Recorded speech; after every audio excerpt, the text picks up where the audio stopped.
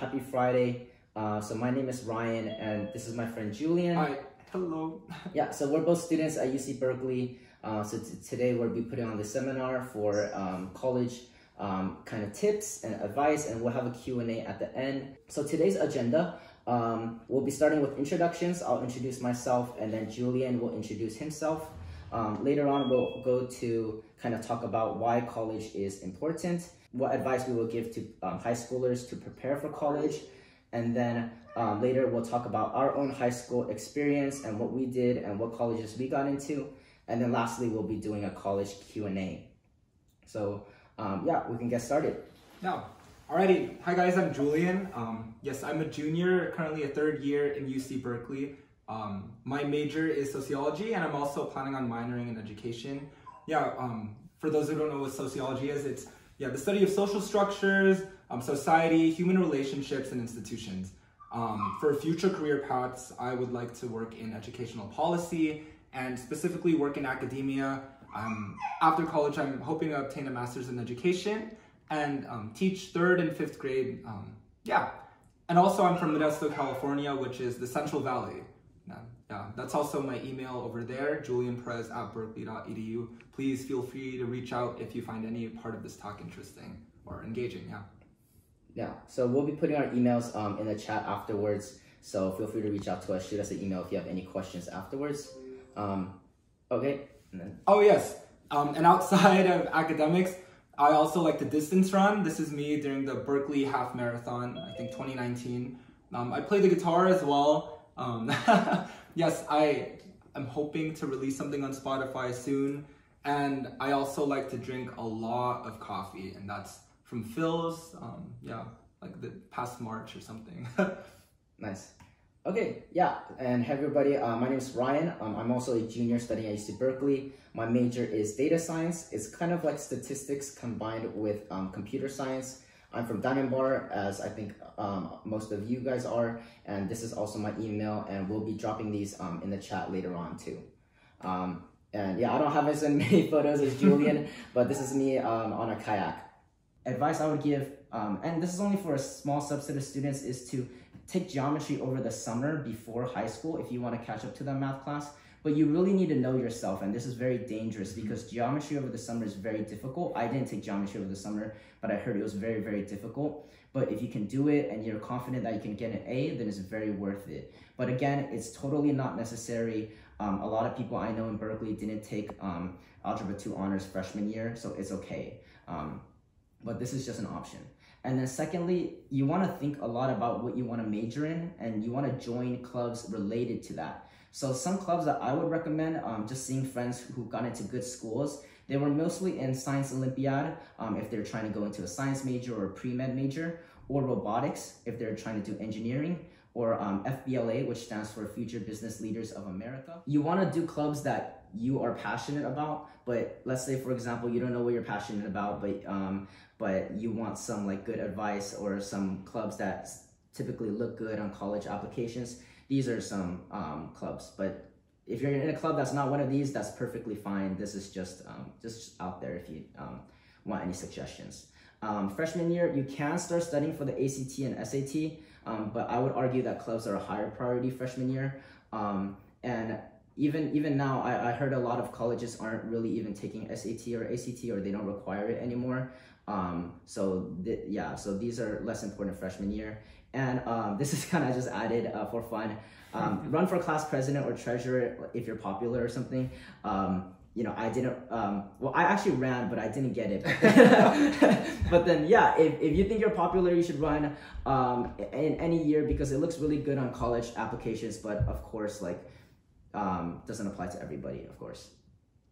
Sophomore year, the summer before sophomore year, what I would do is I would take an easy level summer class, for example, health, and do ACT, SAT prep, or volunteering. Volunteering is very important for college applications, so I would spend the summer doing a lot of volunteering. And then during the school year, for sophomore year, typically people take like one easier level AP class. I wouldn't recommend like AP Bio or Chemistry or Physics. Some AP classes that are stereotypically easier are like AP Human Geo, AP Art History, AP Psychology too. And I would also, sophomore year, continue involvement in clubs and definitely apply for leadership positions in clubs that you joined freshman year. So you want to keep up the same involvement in the same clubs that you joined freshman year and try to get leadership positions like treasurer, president, vice president, stuff like that. And also sophomore year, I would give advice to find hobbies and try to tie it in with social work or learning. For example, like gaming is a popular hobby. So I used to play a lot of games in high school too, but realistically, that doesn't help college at all. It's more for fun. But then, yeah, but I feel I used to play some games too in high school. But yeah, try to find hobbies that like you can actually tie in with social work. So yeah, spend time in something that you're actually passionate about, and you could end up writing about this in your application essays. So this is very important. So I would start young and find a hobby soon. It's a notoriously difficult year, but it's also a fun year. So it's not something that should be dreaded. Some things to look forward to, like school dances and events. Most of them happen. You could go in as a junior. You can also get a job as a junior if you're 16. And I would really recommend getting a job if you have the time and if you can. I think getting a job is very important. And then the summer before junior year, I usually really study at ACT and SAT really hard. And then during junior year, academically, usually I would recommend taking 3 to 4 AP classes. It's really great to get good grades, but also it's a tough year and a lot of people burn out junior year. So just really want to stress that mental health is always more important than grades. So if I were you, I wouldn't just look at this slide and be like, oh, Ryan said take 3 to 4 AP classes, I'll do it. No, really think about if you can. But this is like maybe like a goal. And junior year, also apply for leadership positions in the clubs that you're a part of. You definitely want to apply. I wrote, kiss up to your teachers, especially your math and English teachers. You really want to kiss up to them because they will most likely be writing your letter of recommendation when you do apply to colleges in your senior year. So yeah, really, really get close with your math and English teachers. Like go in, ask them questions at lunch or like shoot them an email. If you're in Zoom, turn on your camera, and like participate, stuff like that. And they'll really appreciate it and they'll write you a good letter of recommendation. And then the junior year, first semester, I would take the ACT officially or SAT.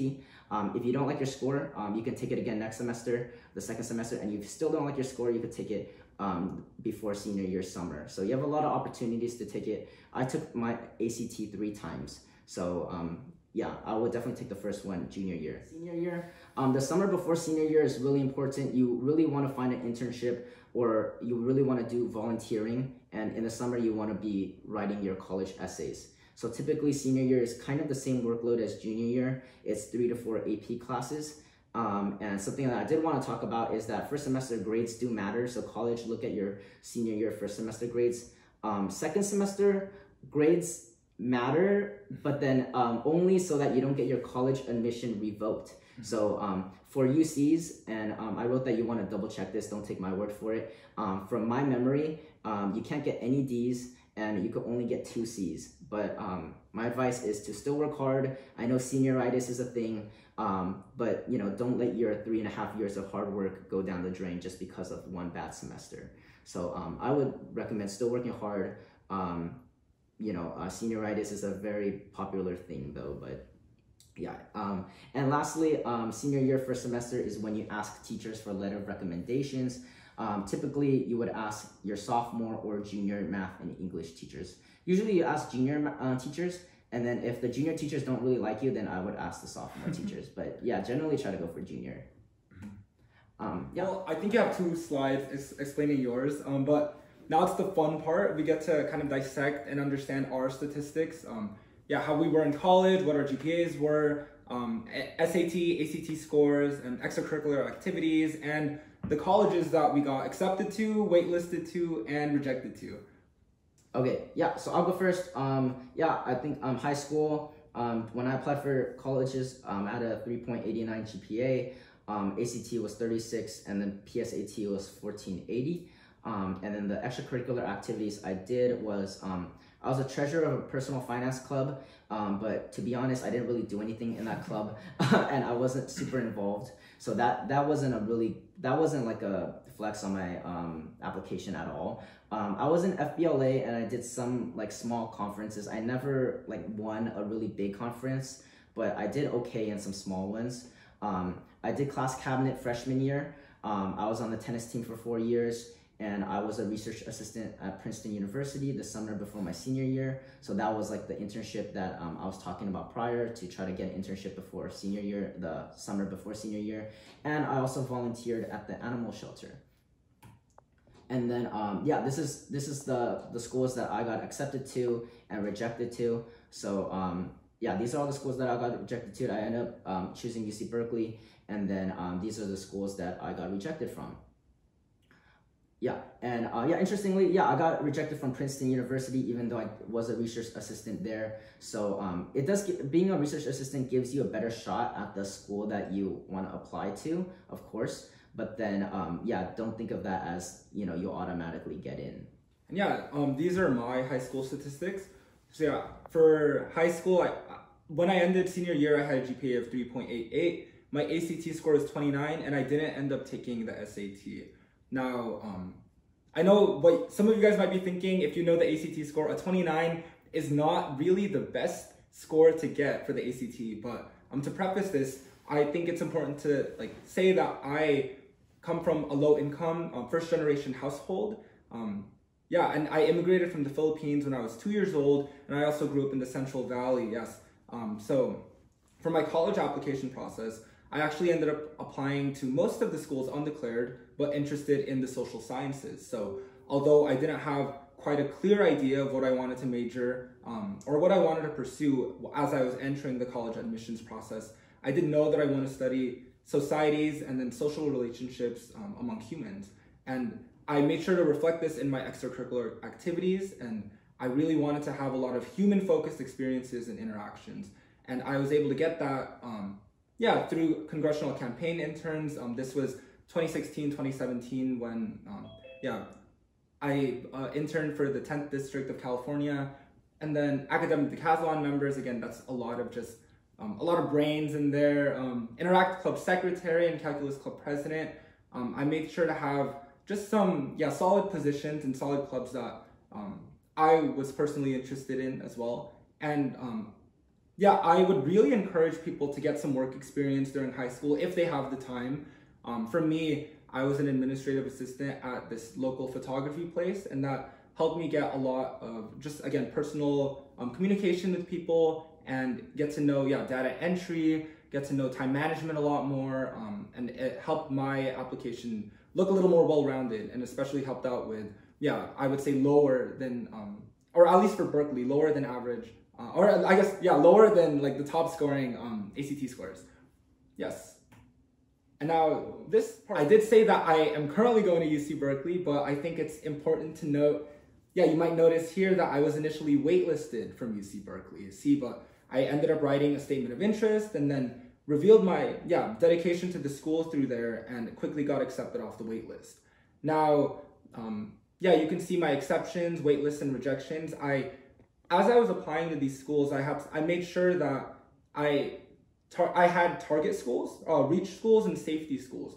For my own stats, I knew that UCLA, USC, NYU, and UC Berkeley, those are all pretty much reach schools for me. And then my target schools were, yeah, UCSD, UC Davis, Cal Poly SLO, and safety schools, like the ones that I knew I was going to get into, just CSU Long Beach, SJSU, and all of those. But yeah, if you find yourself waitlisted in the future, please let me know. And I would be very happy to help out with your statement of purpose and, yeah, just sending emails, because, yeah, since I've been able to get off the waitlist, I've also actually helped 2 people get into Berkeley off of the waitlist as well. So it's a lot of just knowing how to write your essays, knowing how to, yeah, really understand yourself and show that to the college admissions team. But yeah, I think it's also important to note that the college admissions process varies from year to year. So you have to know that colleges build their classes which are consistent with their own personal and institutional missions. And also know that a rejection is not the end of the world at all. And I think it's really amazing that you guys are all invested in your education as well. Yes, and now we're going to be transitioning. This one I think is really important. Get organized. So I wrote here, create a college planner on Google Sheets or Excel, and then make sure to take note of any application deadlines, essay requirements, anything. And I would say do this as soon as you know what colleges you want to apply to. And if you don't know, then research. Make sure to find schools that align to your values and beliefs. And in order to figure this out, you can search up university websites and understand colleges' mission statements.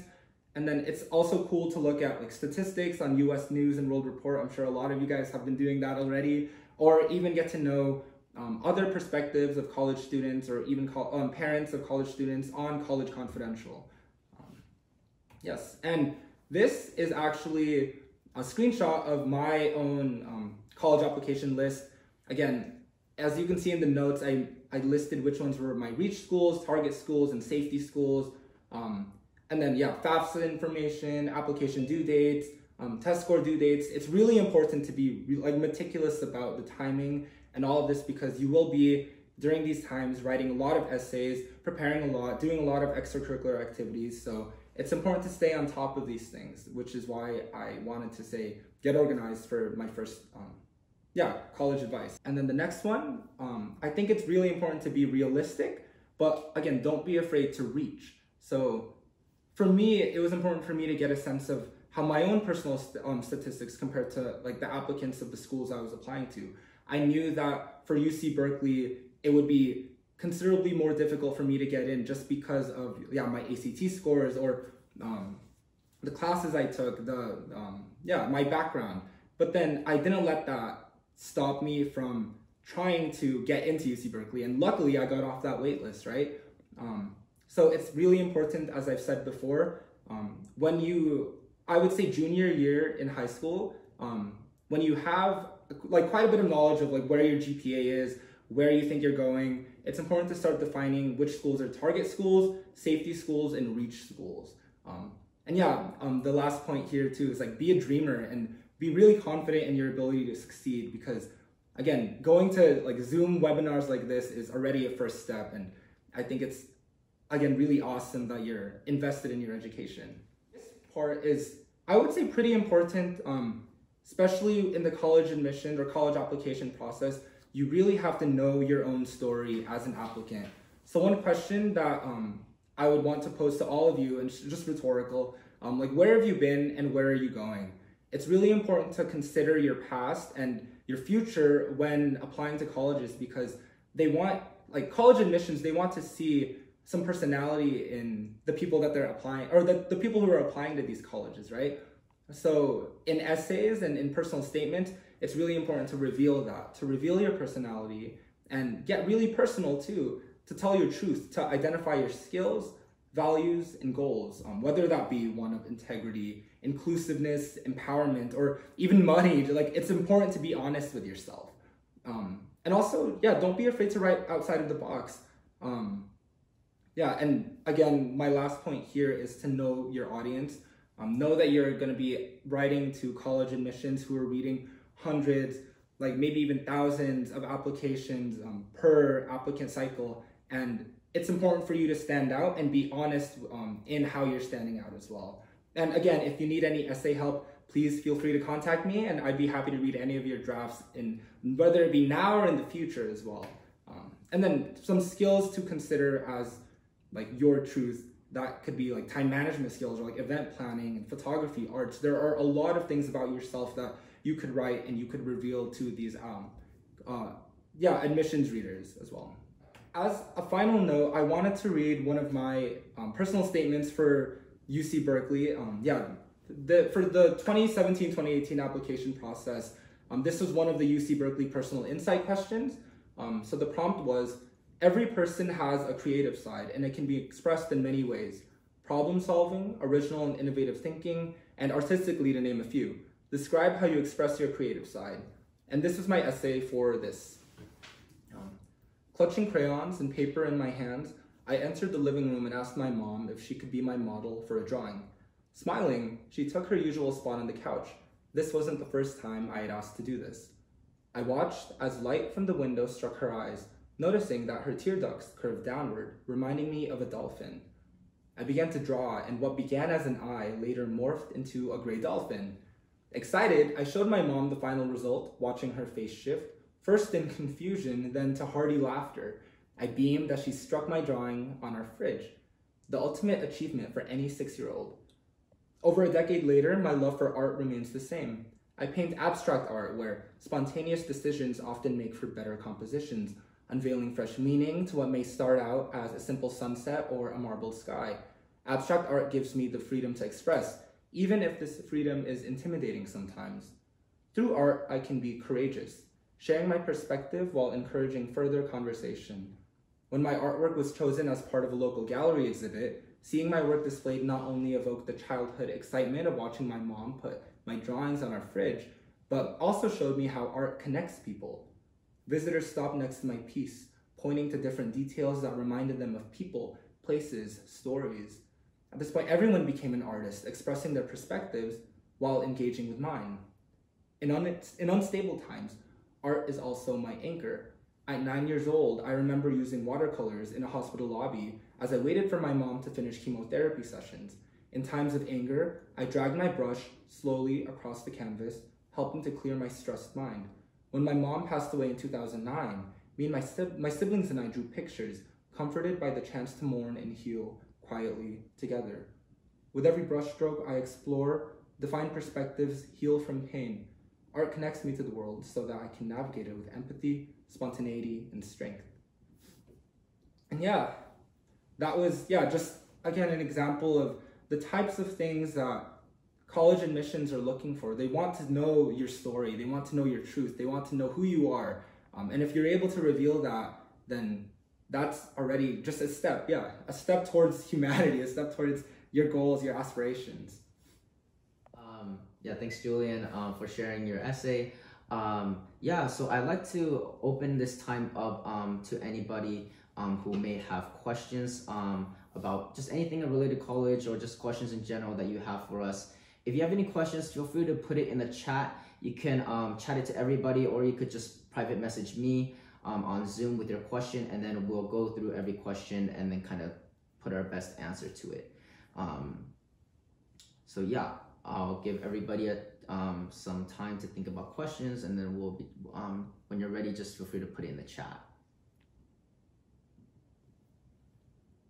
Would you recommend taking in summer school if I am taking Algebra 1 now? So some math courses that I would recommend taking in summer school, it's very tricky because taking math over the summer is very difficult because taking summer courses in general is really difficult because the pace is so high, but math especially is very, very difficult. If you are in, if you're taking Algebra 1 now, I presume that if you take Algebra 2 over the summer, then you could go to the AP Calc next academic year. But also keep in mind that Algebra 2 over the summer is really, really hard. Personally, I actually would not recommend taking Algebra 2 over the summer. Algebra 1, you're taking Algebra 1 now. Never mind, then you would take geometry. You would take geometry over the summer, if you're going to high school. So geometry over the summer is very difficult too. Algebra 2 over the summer, I would almost say never take that just because it's so difficult. Geometry, you could take that over the summer if you're very confident in yourself and you know that you will have time to study and you're committed. But if you're not, then it's not worth getting a B or like C. And so only take it if you're very committed to that you can get an A in it. And if not, then don't worry about it. It's not too big of a deal. Here, do colleges look more at all 4 years of your grades or just senior year? I would say it really depends on each college, but I know that there is an emphasis on all 4 years of your high school education, with a specific emphasis on your junior year and senior year, first semester, senior year. Yeah, I think if I'm not mistaken, if correct me if I'm wrong, but I thought UCs only look at your sophomore to senior year first semester grades, like your GPA. I see. If I recall, they don't look at freshman year GPA. Could be wrong, but usually for colleges are pretty lenient on freshman year. But you do want to get good grades. I'm not saying like, don't get good grades, but yeah. But if you didn't get good grades freshman year, it's not the end of the world. Colleges like to see improvement. So if you can, improve, then it'll be good. Not get into. Well, there's a lot of information online. Well, first you should understand like where you are again. Understand yourself. Know what kind of grades am I getting? What are my test scores to? What are my ACT, SAT scores? And then compare them to, the schools that you're thinking of applying to. If the average SAT school or SAT score is like a 1500 for one, and then you're averaging like a 1240, for example, then I would consider that a reach school because you're not making the average of that college or that university, right? And then also just look at their values too. If you want to attend, let's say, an art school, a private art school, and they have a lot of values that align with your values and your interests and your experiences as well, then I would consider that a target school because you have, similar passions, similar values. So it's really about understanding yourself and understanding the colleges and universities you're applying to. But yes. Yeah, true. Yeah, to add on to that, to add on to what Julian said, if you are looking at a school and you're really doing a lot of research and you're saying, wow, I really, really like this school, not just because it's a high ranking or anything, but I like the classes, I like the teachers, I like the culture there, you're probably a good fit for them just how they're a good fit for you. But in your essay, you need to convey that. You need to let them know because then they won't know how much you love their school. And what Julian said, searching up average like ACT, SAT, or average GPA is a good indicator of if that's a reach or target school. Typically, it's like, I think typically like Ivy Leagues, only like 1 or 2 people per high school get into like Cornell, or 1 or 2 people get into Brown. So it's usually like 1 or 2 people get into each Ivy League in a school. And then I'd say like UC Berkeley, I think like more like 40 people got in like from Walnut High. I went to Walnut High School, so I think like probably like maybe at least I know like 10 people attended, so 10 people are going to UC Berkeley, but I don't know how many people got in, but 10 people UC Berkeley. So you could kind of use those numbers to kind of like look at where you rank in the class as an estimate. I can answer this one. Sure, someone says, should I take the SAT or ACT? I would take the ACT if you like science. ACT has a science. ACT has a science portion, and I think SAT is like more on English, more emphasis on English, and the ACT has a science portion. So if you like science, take the ACT. If not, take the SAT. But either one, like colleges don't prefer one or the other. Oh yeah. How do you pick schools that you want to apply early decision or early action to? For those schools, it's important to be really committed to them. Like if you're applying to like Stanford or Harvard or whatever early decision, early action, and you get in, you're more like, or it would look bad if you rejected that because you applied early action or because you applied early decision. I myself didn't apply to any universities early decision or early actions. I don't know about you though. Yeah, I did. I can speak on this. Yes. I might be wrong on this, but I think the distinction between the two is that early action, if you get in, you must attend. And early decision is just like, for fun. But I think most colleges don't have early decision. Most colleges do have early action though. So for me, you only apply to one college early action. So only one. And you want to apply to one of your dream schools early action. You want to take advantage of early action because it shows to the college that, hey, you're very committed. So choose a dream school and apply early action, but you can only apply to one because, of course, if you get 2, responses, then you're kind of doomed in that part. But just keep in mind, I'm pretty sure it's early action. Early action is the one where you have to commit and pick a dream school for that. And early decision, I think most colleges don't do early decision, if I'm not mistaken. But if they do have early decision, you can apply for that. I would recommend that. And this one, do you think personal hobbies and sports are important too? Because I see a lot of people only have college-based extracurriculars. Yes, absolutely. Personal hobbies and sports are very important.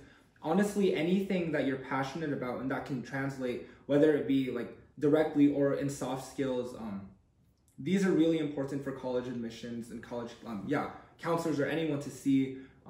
What colleges really want to see are that you're passionate about something and that you want to, that you have a personality, that you have a voice. So if that shows through sports or if that shows through a personal hobby, whether it be, like playing the guitar for me or, drawing abstract paintings, go ahead and really focus on that and find your passion and see if colleges, see if the colleges that you're applying are into that or like that too. Yeah, and I want to make a correction about early action, early decision. Yeah, I did get the two mixed up. So early decision is the one that is binding, and early action is like it doesn't really matter. You could apply to as many as you want. So yeah, that's a correction there. So thanks for correcting me on that one.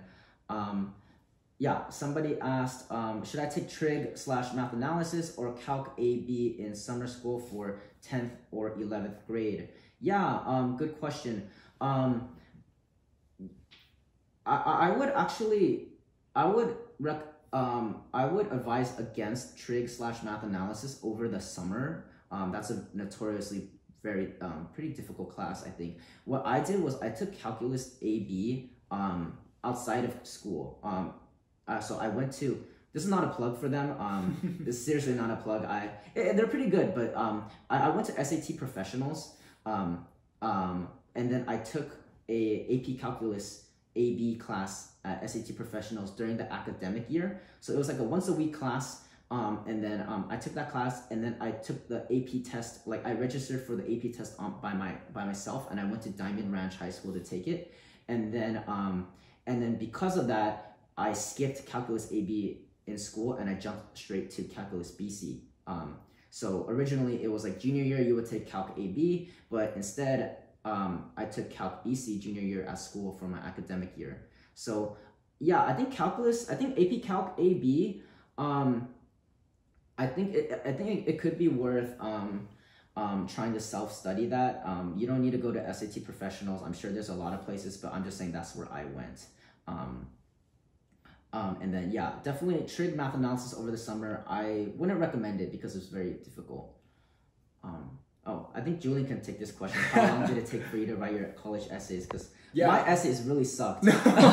So then I was carried by like grades and test score and stuff like that. So my essays kind of held me down. So then we'll talk to Julian about that. For sure. So for me, I started writing my essays as soon as the essay prompts came out. I think for the UCs, that's usually going to be maybe even summer or August. Summer. Yeah, is it summer of your senior year? August. Yeah, August. Yeah. So I started as soon as possible, got an early draft in, showed it to my sister who actually went to UC Berkeley herself, showed it to my brother who helped me revise it. He goes to USC, showed it to my English teacher as well. And I just kept on revising that draft until I was satisfied with it. And I would say I was fully satisfied with it early November. Yeah, and I submitted my applications, just a couple of weeks earlier than when they were due, which was I think November 30th.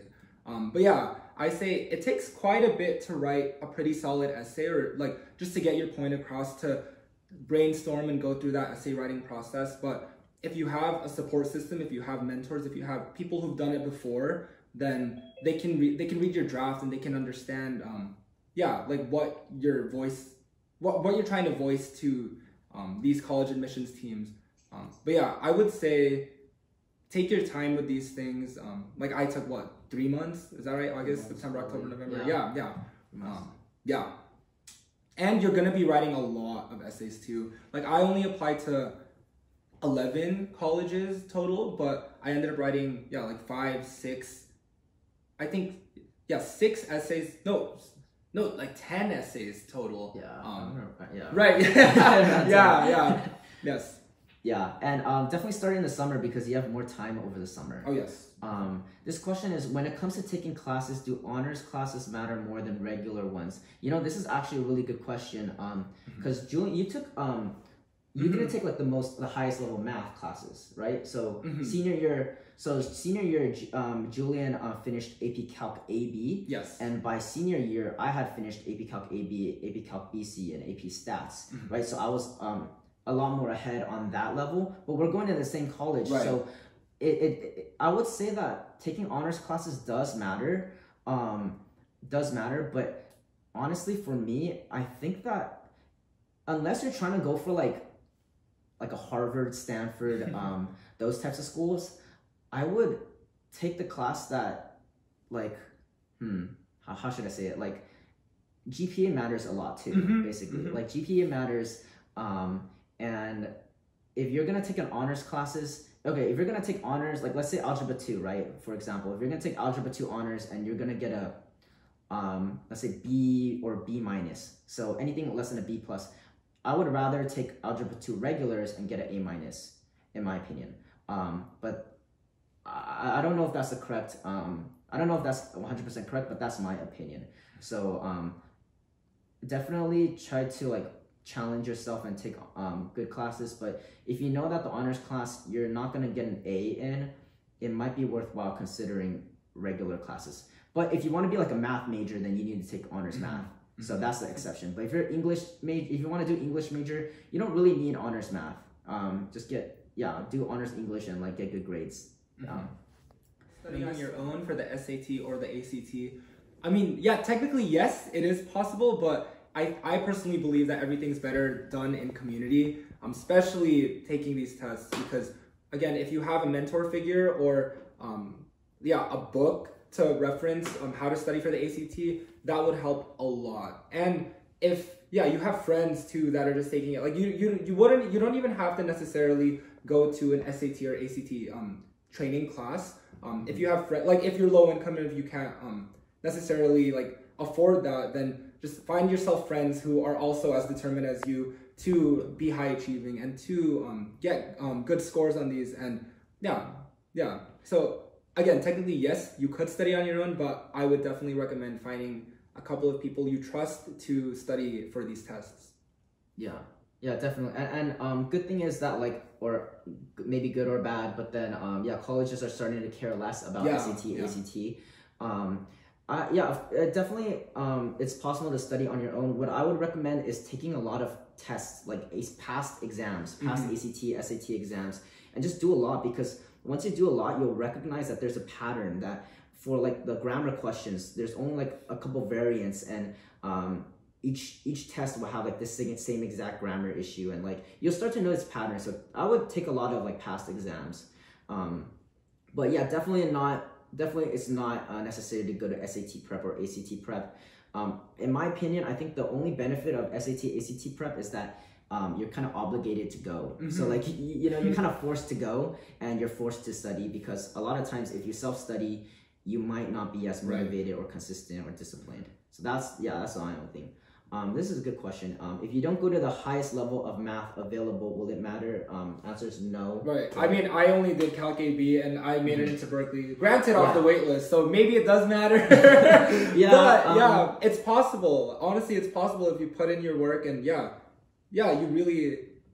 I say colleges are.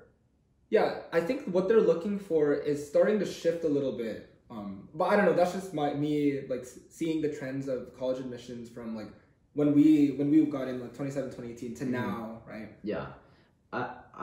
I would say that two types of people can get into a good college. The first type of person that gets into a good college is somebody who had like good test grades, good GPA, like valedictorian. If you're valedictorian, you're guaranteed like some really good schools. And then there's a second person who didn't have that good grades, but they made it up with a lot of volunteering and extracurriculars. I would say if you're not doing, like, do whatever it is that you're kept busy and you're actually committed to doing something. So if you can't go to if you don't want to take like honors math classes, then take regulars. But in that time that you have, in that free time, you'll have a lot more free time. Do volunteering or do something that you're passionate about. So I like to think about it as like you have 24 hours. Just spend I don't know, like I don't know, like 10 hours, 12 hours, like doing something, right? And whether that's studying because you're in a high level class, or it's like doing volunteer work, or it's doing something that you're very passionate about, or learning something new. So definitely highest level of math doesn't matter, but keep yourself busy. I think that matters more. Here is AP Lit or AP English 4 honors better. AP Lit is better. The reason why I say that is because AP Lit counts as college credit for a lot of universities. Yeah. So at Berkeley, I didn't need to take an English class at Berkeley because I had taken AP Lit, and I think you have to get a 4 on the exam if I'm not mistaken. So yeah, AP Lit's better. But that was like one of my least favorite classes in college, in high school. This one. Yes. Does AP exam scores matter to colleges?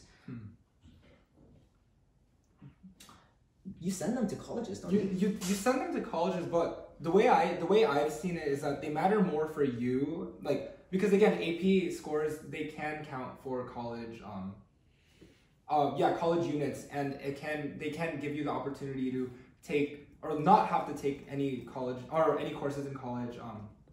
But yeah, I think during the application process, colleges will see them, but I'm not sure if they focus too much on your AP scores. Yeah, I think you could pick and choose what scores you send them to. So AP scores don't really matter as much, but you want to get good scores because you need a certain score to like get college credit for the course.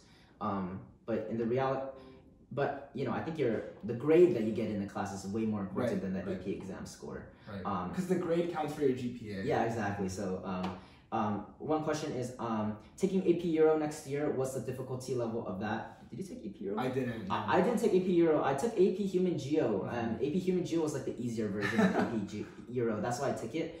From my friends, I heard that AP Euro was like kind of hard. It was actually, I heard it was difficult. That's the reason why I didn't take it. But I can't personally tell you about the difficulty level, unfortunately. Okay, cool. Question, so Diamond Bar High School, does Diamond Bar High School have dual enrollment, and do you recommend it? Okay, so dual enrollment, from my understanding, is where you take classes at community college too, and if you're in this area, it would be at Mount Sac. I had a friend, pretty close friend, who did that. She basically like finished all high school classes like very early, and it's like just did a bunch of community college classes, and she ended up going to Berkeley, and she ended up graduating in 2.5 years from UC Berkeley. So she's super crazy.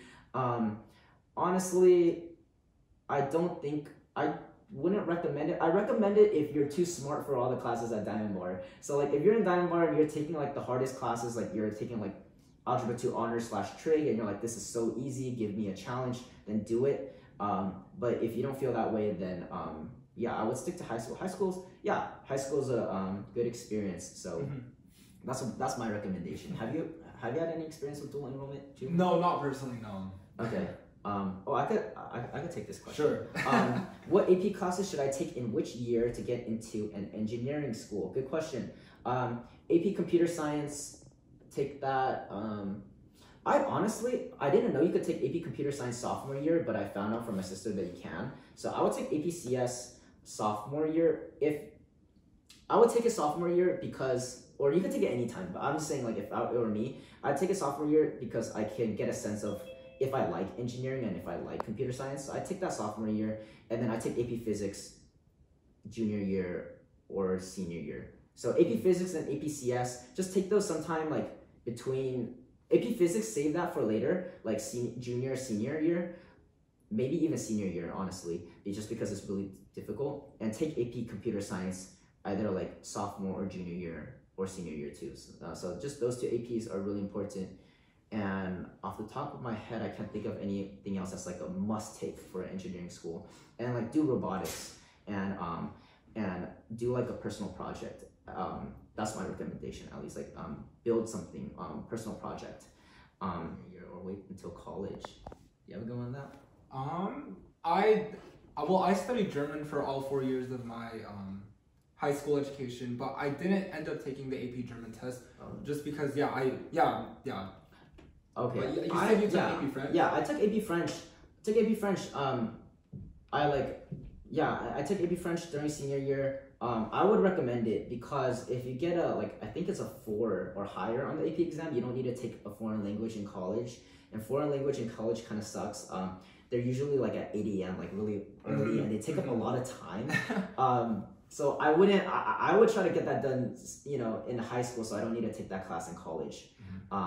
This question is it true that if I take enough AP classes that I could skip a year of college? Depending on your major, yes, absolutely. Again, if you take like AP Lit or AP English, you might not have to do you might have to take 2 years of like English classes, which are some prerequisites for like UC Berkeley, for example, right? Or 2 semesters. So you could definitely decrease the amount of prerequisite classes that you take in college. But yeah, a whole year, possible, definitely possible. 100%, 100% possible. You pretty easily can skip a whole year of college. For example, if you take AP Calc AD, AP Calc BC, those are good classes that allows you to skip a math class in college. Also, AP Language is one, AP Lit is one, AP Econ, AP Econ Micro and Macro Econ, those allow you to skip. It's just, basically they allow you to skip the intro level classes in college. So, but you need to have mostly it's a 4 or a 5 on the exam. So, to answer the question, yes, you can. That one's for you. Okay, this question is, how did you get the opportunity to be a research assistant at Princeton? Yeah, this is a good question. This one, I got it from cold emailing a bunch of professors. Let me see. Give me 1 second. I'll come back to that question. I have a PowerPoint presentation that if people want to see that at the end, I'll go over that. We'll go over that at the end. I had a small presentation from another time we did a webinar. Cool. So stick around and then I'll show you that. So are there any other questions that people had? And I've gone through all the questions in my inbox. So if I skipped your question, I'm sorry. So if you could please send that to me again, that would be great. But it looks like I'm all caught up with questions. Until your parents get mad at you for wasting money, or until you're satisfied with your score, you could take it as many times as you want. Highest math important for pre-med? I'm not sure. I don't think so. No. I don't think so. Pre-med, focus on AP Bio and AP Chem. For pre-med, AP Bio, AP Chem. Math is less important. Would I recommend geometry in summer school? Yes, but it's going to be difficult. It's going to be very difficult. So I like to think about it as I don't know if people have taken biology over the summer at summer school, or biology honors. That's notoriously pretty difficult. I say geometry is on par, if not a little harder than that. So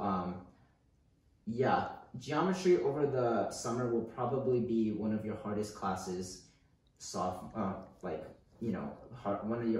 probably equivalent of taking AP biology junior year academically. So it's going to be difficult, but if you can, I would definitely recommend doing it, especially if you want to go into engineering or computer science. But if you're not confident that you could get an A, then it's totally fine.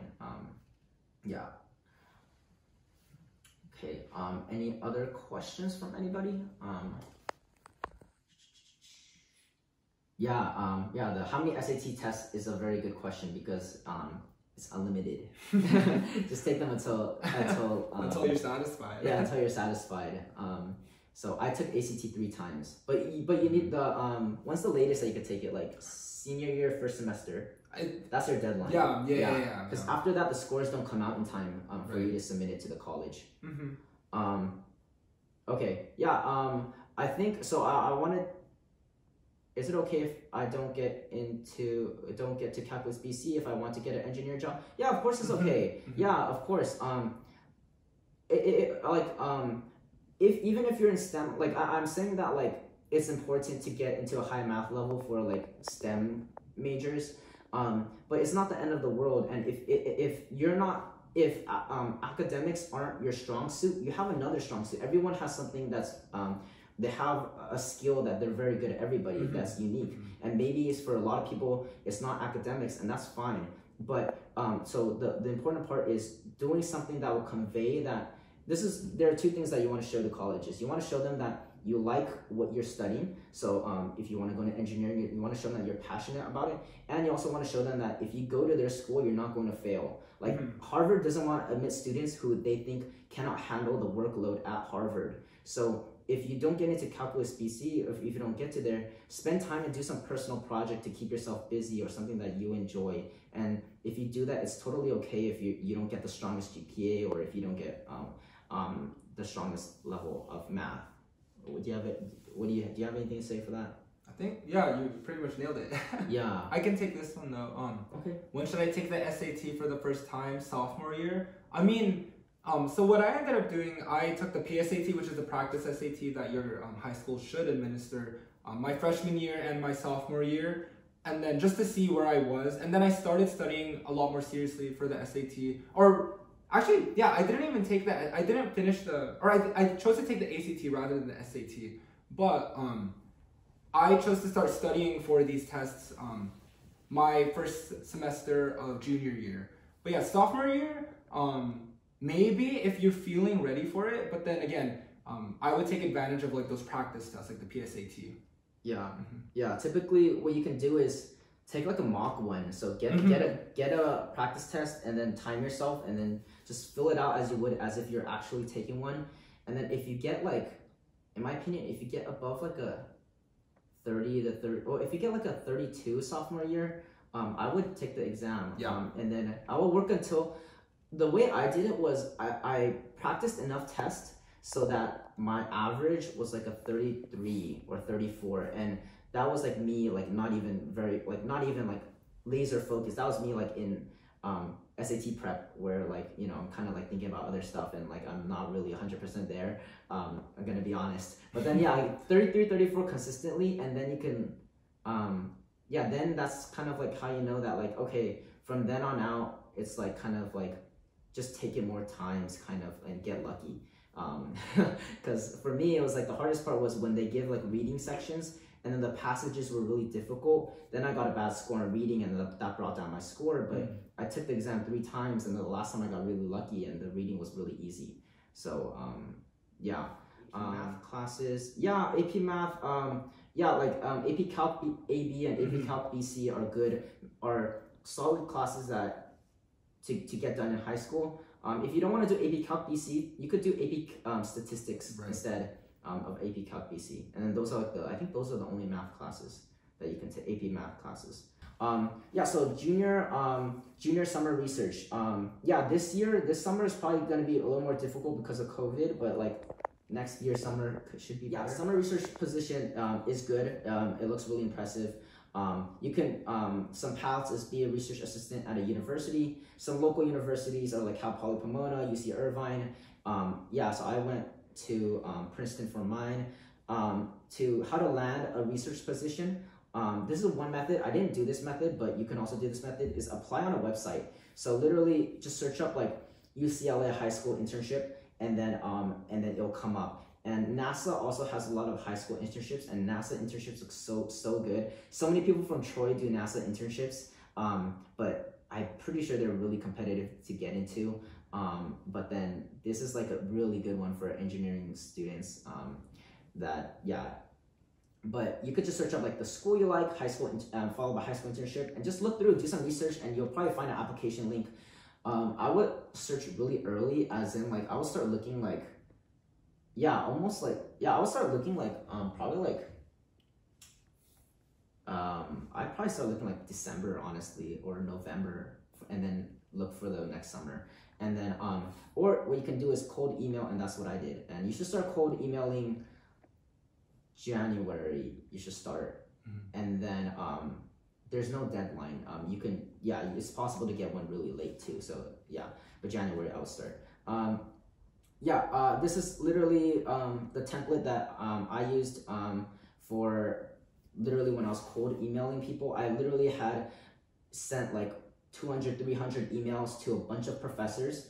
I wrote out like a cover letter, which is basically explaining who I am and why I want a summer internship, and basically kind of like, kind of showing that you're passionate about their work. So if they're a psychology teacher, be like, hey, I'm really passionate about psychology, I like this, and blah, blah, blah, blah, blah.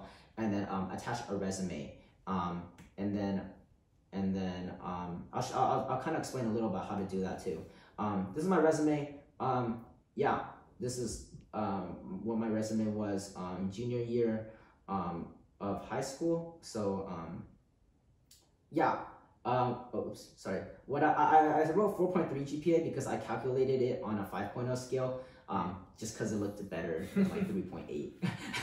But yeah. And then cold emailing for your resume. You can find resume templates online. So yeah, I said that I wouldn't recommend copying my resume format because this is not really good, to be honest. Here's an example that I linked that I thought was pretty good. Something like this is a good format. So you could just search a template online and fill it out. And then you want to write an email template that you will mass send out to everybody. Use the professor's actual name and department in a bonus. And a bonus is to mention any books that they've written. And then a tool to mass send emails so that you don't need to go one by one and send emails is mail merge. What mail merge is that basically if you have an Excel sheet, you can have like columns of like their name. How do I pause this video? Okay, you have like columns of their name, last name, and then the email address, and then it could like mass send an email to all people in this column that you have the email address for. So it's really cool. And then to get professors' emails, literally you could just Google search, and literally you could go like for example, like UC Berkeley. Let's say you want to do chemistry. You want to intern in chemistry faculty, and then see, I've never been here before, so you'll know this is like very, okay, so you go to faculty over here, and then you see a lot of people's names, and I'm pretty sure if you click them, yep, you have their email over here. So yeah, as you can see, it's, just search up a school that you like, and then go through every professor, and then what I'll do is I copy this and then add it to my Excel sheet, and then I would also add like their name to my Excel sheet, and then just create a bunch of like a database of all these professors' emails, and then mass send out an email to them. What majors would benefit research, or would research benefit? I think, in my opinion, all, because it just looks so impressive. To do an internship or to do a research position, it just looks really, really impressive. So do research in a field that you are passionate about, and regardless of if you're an engineering major and you do research in psychology, that's still impressive. So I would just go for it. I heard you can go straight from trig/pre-calc to Calc BC, skipping AP Calc AB. Do you recommend that? I did that. I took AP Calc AB sophomore year, like during the fall and spring, and then I took the AP exam on my own for AP Calc AB, and then I skipped AP Calc and I went to Calculus BC.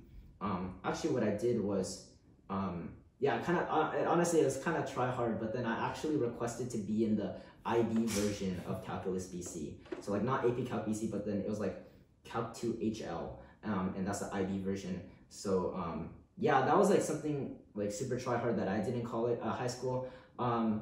So I did that. I'm happy that I did that. But studying for AP Calc is not easy. I studied like every day for it. So I did some practice problems every day for AP Calc. So it's definitely doable, and I got a 5. So it's definitely doable. And then have a great weekend and stay safe. So bye everyone. Feel free to stay on if you have questions too. Bye guys. Yeah. Thank you. Bye bye. Bye. Have a good weekend. Thank you, you too. Likewise. Thank you. Bye. Bye. Bye. Thank you. Bye bye. Yeah. Bye bye. Have a good one. Bye everyone.